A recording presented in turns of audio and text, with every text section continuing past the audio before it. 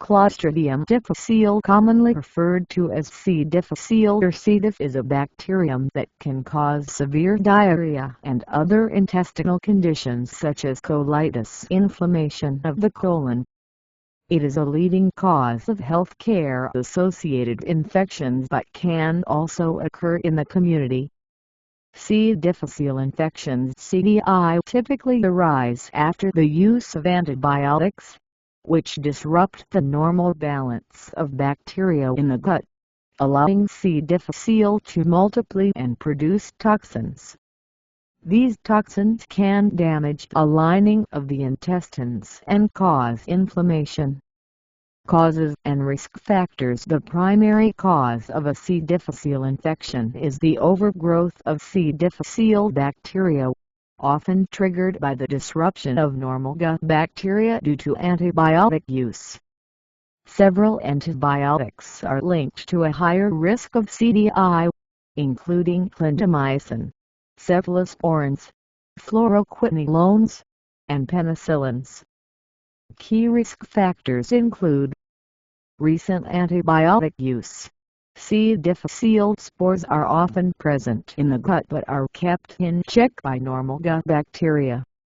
Antibiotics kill off many of the good bacteria, allowing C. difficile to flourish. Hospitalization or long-term care facility stay. Healthcare settings are common environments for the spread of C. difficile, especially among patients receiving antibiotics. Weakened immune system. People with weakened immune systems, including those undergoing chemotherapy or taking immunosuppressive drugs, are at greater risk. Age. Older adults, particularly those over 65, are more susceptible to C. difficile infection. Gastrointestinal surgery or procedures. Recent surgeries or gastrointestinal procedures can increase the risk. Proton pump inhibitors (PPIs), medications that reduce stomach acid, can increase susceptibility to CDI by altering the natural protective barrier of the gut. History of CDI. Individuals who have had a previous C. difficile infection are at higher risk of recurrence. Symptoms. C. difficile infection can range from mild to life-threatening. The severity of symptoms depends on the amount of toxins produced by the bacteria and the individual's overall health. Common symptoms include watery diarrhea. This is the most common symptom. Diarrhea can occur several times a day and may be foul-smelling. Abdominal pain and cramping. Pain is usually in the lower abdomen and can range from mild to severe. Fever.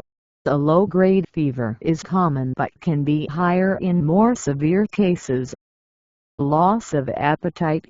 Many patients experience reduced appetite and may lose weight due to diarrhea. Nausea. Mild nausea may accompany other gastrointestinal symptoms. Dehydration. Severe diarrhea can lead to dehydration, which requires prompt treatment. Blood or pus in stool. In more severe cases of colitis, blood or pus may be present in the stool.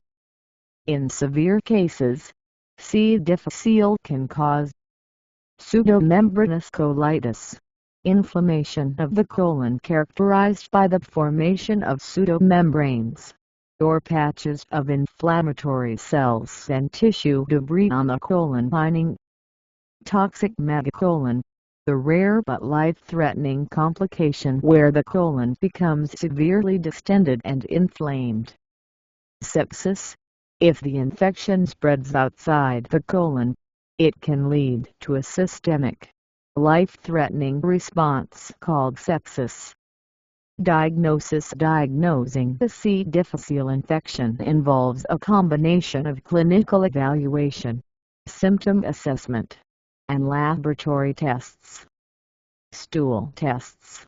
The most common diagnostic method is testing a stool sample for the presence of C. difficile toxins. The main tests include enzyme immunoassay I8 detects toxins produced by the bacteria. Polymerase chain reaction PCR, a molecular test that detects the genes responsible for toxin production. Glutamate dehydrogenase GDH test detects the presence of C. difficile bacteria but not the toxins. Imaging. In severe cases, imaging tests like abdominal X-rays or CT scans may be used to check for complications like toxic megacolon or colonic inflammation. Colonoscopy or sigmoidoscopy. In some cases, the doctor may perform an endoscopic procedure to directly view the colon and check for signs of inflammation, pseudomembranous colitis, or other abnormalities. Treatment for C. difficile infection varies depending on the severity of the infection and whether it is the first occurrence or a recurrence. The goals of treatment are to eliminate the bacteria, manage symptoms, and prevent complications. Antibiotic therapies. Ironically, antibiotics are used to treat C. difficile infections, but only specific ones that target the bacteria, including vancomycin oral. This is often the first-line treatment for moderate to severe CDI. Fidaxomicin, an antibiotic that targets C. difficile with minimal impact on other gut bacteria. It may be used in cases of recurrence or as an initial treatment. Metronidazole, previously used as a first-line treatment, but now less commonly used due to better alternatives. It may be used in mild cases. Fecal microbiota transplantation (FMT) in cases of recurrent C. difficile infection. FMT may be recommended.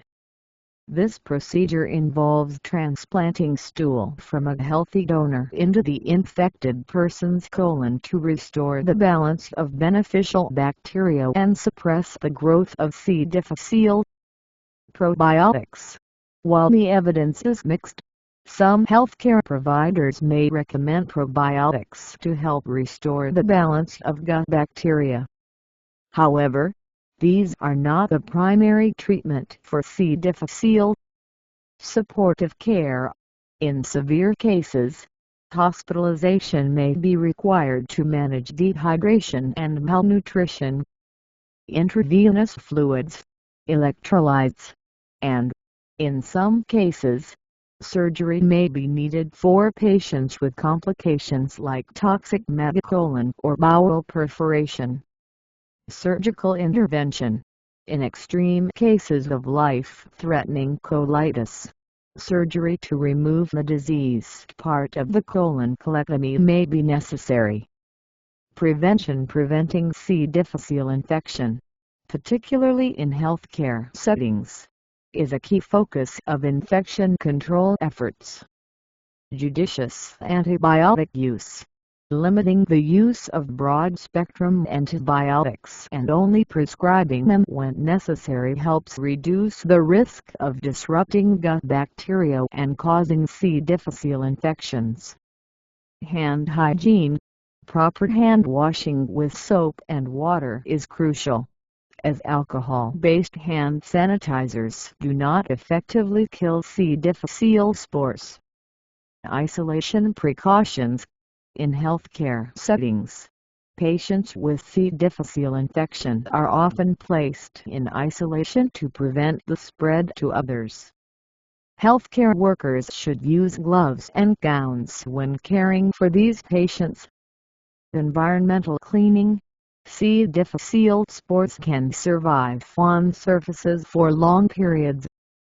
Cleaning with disinfectants, such as bleach, is important in preventing the spread of infection. Avoid unnecessary proton pump inhibitors (PPIs). Limiting the use of PPIs and other acid-suppressing medications when not medically necessary can help reduce the risk of C. difficile infection. prognosis and recurrence. First-time infections. With appropriate antibiotic treatment, most cases of C. difficile infection resolve within 10 to 14 days. However, symptoms may persist longer in severe cases. Recurrence. Unfortunately, about 20 to 30% of patients experience a recurrence of C. difficile infection, often due to incomplete eradication of the bacteria or a weakened immune system. Recurrent infections can be more challenging to treat. Severe cases. In cases where C. difficile infection causes complications such as toxic megacolon or sepsis, the condition can be life-threatening and requires immediate, aggressive treatment. When to seek medical attention if you develop watery diarrhea lasting more than 3 days after a course of antibiotics. If you experience severe abdominal pain, blood in the stool, or signs of dehydration e.g., dry mouth, dizziness, reduced urination. If you have recurrent episodes of C. difficile infection despite treatment.